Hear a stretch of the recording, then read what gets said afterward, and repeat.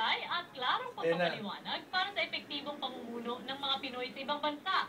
Kaya patuloy ang Toastmaster sa paghahasa sa public speaking. Yan ang balitang Middle East ni JP Aleta.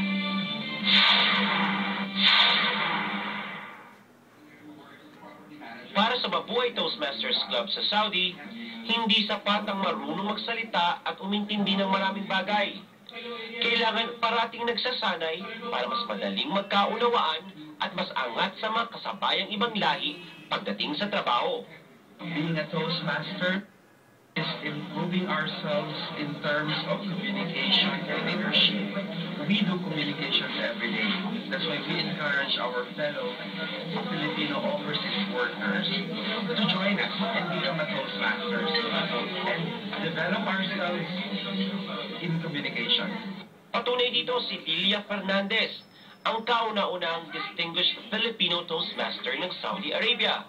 I will be able to gain myself confidently. I'll be able to express myself, and I could be a good communicator and leader in my community. Kaya ganun na lamang ang paghikayat niya sa kapwa Pinoy na linangin ng kakayahan sa pananalita para lalong maging mas mabisang manggagawa dito sa gitnang silangan.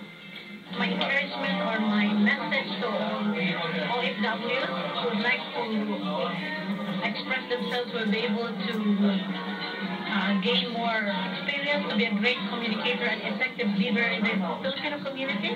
Please join Toastmasters Club. Suportado naman ng embahada ang mga ganitong adhikain.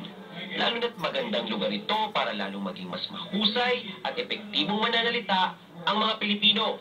Marami tayong mga kababayan nagtatrabaho sa maraming sektor ng ekonomiya dito, sa hotels, restaurants, and I think being able to communicate effectively to their respective clients will be something that will benefit them in the long term. Nagbabalita sa Middle East, JP Aleta, Riyadh, Saudi Arabia. Bayad pa kayo sa